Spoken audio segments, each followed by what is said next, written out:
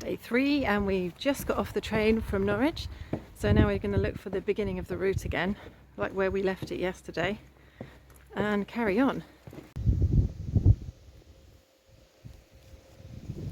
Back on the route, we found the sign again, and this road takes us down back to the river.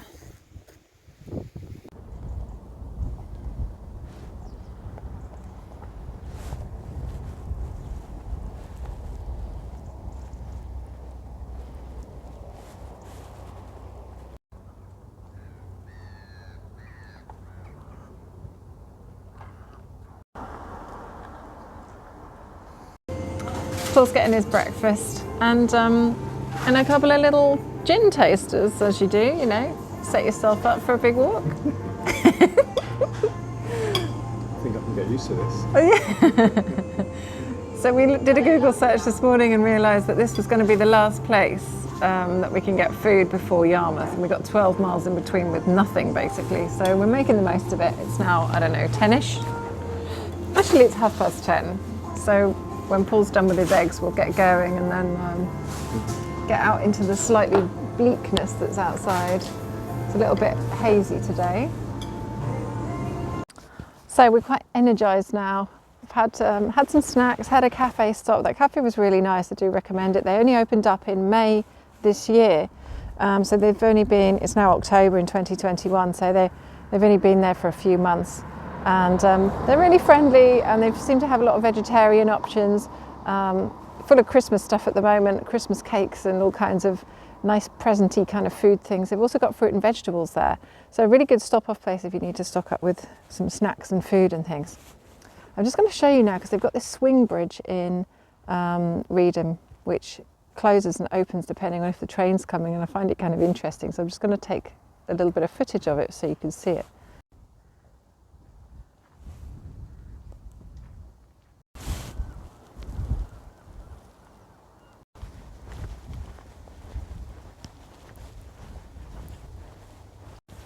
So we've left Reedham behind us now, and we've got this view where we feel like we can see maybe, I don't know, 15 miles that's just flat. There's no hills, mountains, basically nothing between us and the sea. It's just flat. There's a lot of cows eating and sheep eating grass. And then there's the river to the right of us, which we can't really see because there's a lot of reeds in front of it, but I think we'll see it. We'll be a little bit closer to it later on. We're finding that day 3, like I've noticed this on all of the walks that I've done this year, day 3 into the walk, you suddenly feel energised. It's like the first 2 days your body is getting used to the walking, getting its fitness up again.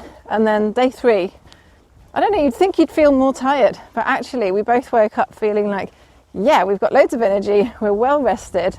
Both slept really, really well last night, despite getting back to my place fairly late after eating in the pub. So I feel good. You feeling good? Yeah, it's really good today. We got Perfect temperature. It's a good temperature, yeah. It's a little bit more, I would say, bleak. I can't see any blue sky today, and there might even be a few spits of rain in the day, but it's like a gentle, moderate breeze from the southwesterly, which means it's behind us because we're going northeast basically. And but there's no shelter, so now we've left Reedham behind. That's it until Great Yarmouth basically. There was a pub in the middle called the Bennie Mill, which is now closed down, so there's no stopping there. But we've got plenty of snacks and food with us, and we're expecting it to be like 4 hours walking, 5 hours walking or something. Nice, easy, gentle pace. And then we'll reach the sea.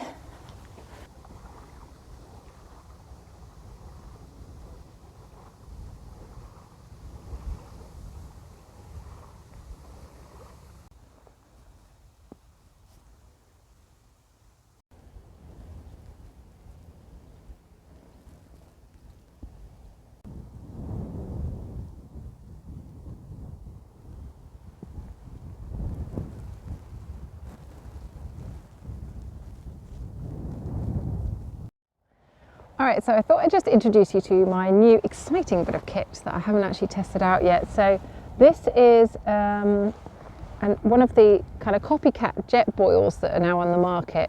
This is by Alpkit. It's called Alpkit Brew Kit. And we've put in water for a cup of tea. So I'd actually just like to test it out and just see, time it, and just check out exactly how long it's going to make 2 cups of tea basically. Now it's got a kind of clicking thing on the side so that you can turn the gas on with this little nozzle here, and then you can press this one to light it. When I tried it at home it worked fine, so hopefully it will now. Sounds like it's on. It's a little bit of breeze, so that actually sounds like it's gone out.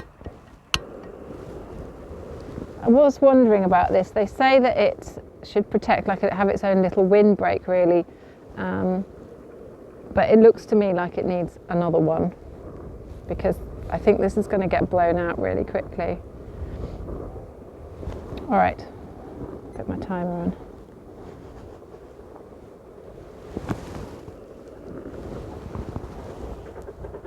You can hear the train in the background. Right, so I just turned it off. It's actually taken like 4.5 minutes to get near to the boil, and I had 600 millilitres of water in there.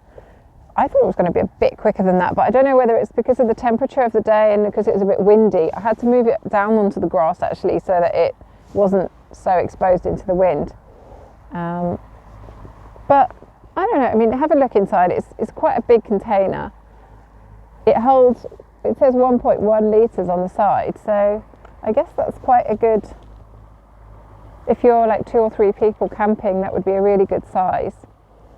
The other thing that we noticed about this is that the gas canister that you use, I was using I was using Coleman's before because they're cheap to get from Go Outdoors, but actually they don't work, or I couldn't get them to work at least. With this, it's like the screw thread isn't long enough to go into it properly, so you do have to watch out which gas canister you're going to buy if you're going to use this. I'll perhaps do a better review on it later, but as a first use, there you go. Have a little look in at what the Alpkit Brew Kit is like. I'll put a link down in the description if you want to find out more about it and check it out on Amazon.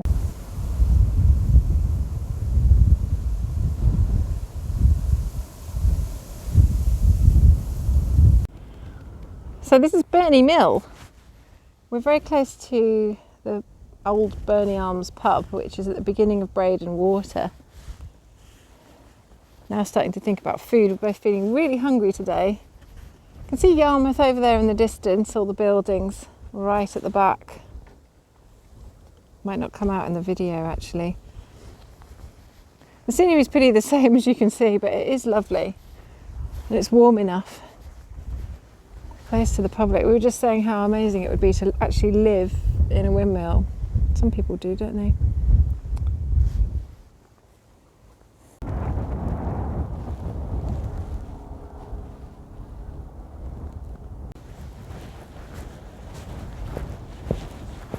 Hello. Are you going to let us through? Standing right in the path? Have to go around there, don't we? I guess so. Don't want to stand behind them, do you?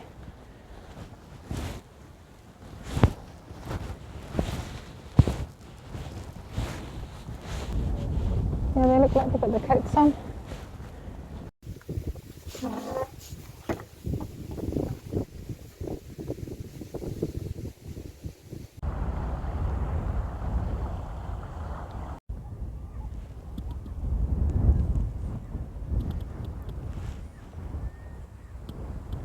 So I was just saying to Paul how great it was that there weren't too many animals like actually on the path, and then we literally go a bit further and there's like a herd of cows all over the path, which are quite attractive looking, except that now we've got to walk through them all through this little gate here. But Paul's happy to go first, aren't you, Paul? Yeah, cows are friendly. Let's hope so.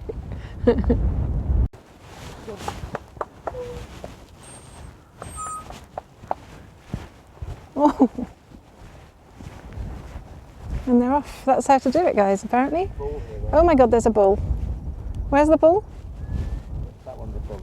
Oh. So you don't feel so like clapping your hands at the bull? That one looks like it's trying to go down though. All right. Is that a bull?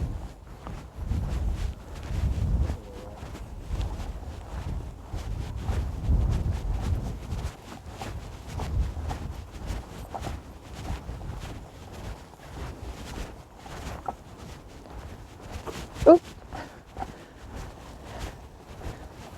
They've really dented the ground, haven't they?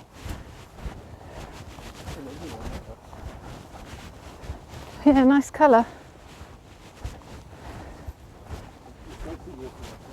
Yeah, we're supposed to be at the top.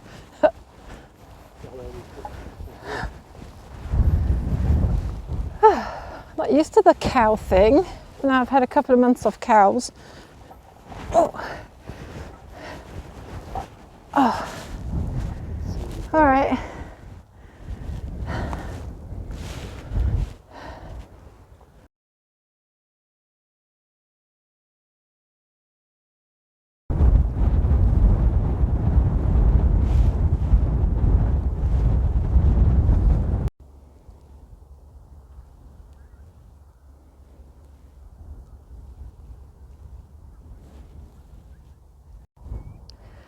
So the Norfolk Broads are the largest UK's wetlands area, and there are so many birds here. If you're interested in bird watching, we have been seeing all kinds of birds. We don't really know a lot. We're not like twitchers. We don't know a lot about birds, but we have seen today curlews. We're looking them up on our phones, you know, to find out what they are. We've seen egrets, and what else have we seen, Paul? We've seen herons, oyster catchers, cranes. You see all kinds at the moment, and as you can see behind me, this is Reedham water, and actually it's precisely low tide now, which there's a tiny channel going through the middle of it, so the boats still go through, but basically it's feeding time here for all the birds, which is just fascinating because we can see them all like wading around. There's lots of wading birds, and it's just beautiful. There's also flocks of geese in the distance that keep taking up in hundreds and then coming back down again. So it's really amazing place to come if you're interested in that. I really recommend bringing some binoculars. I tried like filming bits, but to be honest, I'm just using my phone. It's not going to come out well. So hopefully you will have seen some pictures overlaid that I've added on of the birds we've seen today. We're not far from Great Yarmouth now. It's really just a couple of kilometres away from us. But Reedham water is massive. It's huge wetland area here. It goes on for miles and miles and miles, so you've got plenty of opportunities. But if you time it with low tide, you're much more likely to see the birds than if you come at high tide when all the water's up to the edge.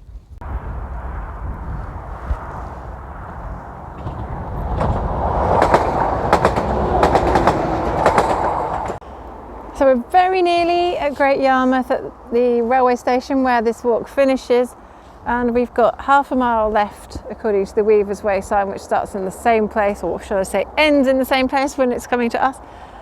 And so we're almost there. Now we've just got to do the last final stretch. So we're in Great Yarmouth. The official end of the route is the station, which is just behind the Asda garage, right there. So we're going to go and explore Yarmouth a bit, I think. Try and look for some food.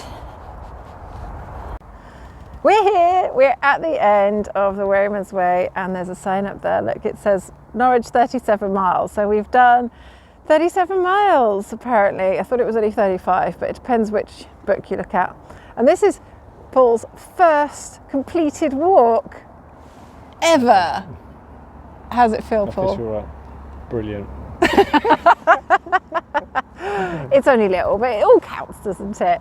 All right, we're going to go look for some food now. We'll see you in the next one. Please like and subscribe as always, and I shall see you soon. Bye.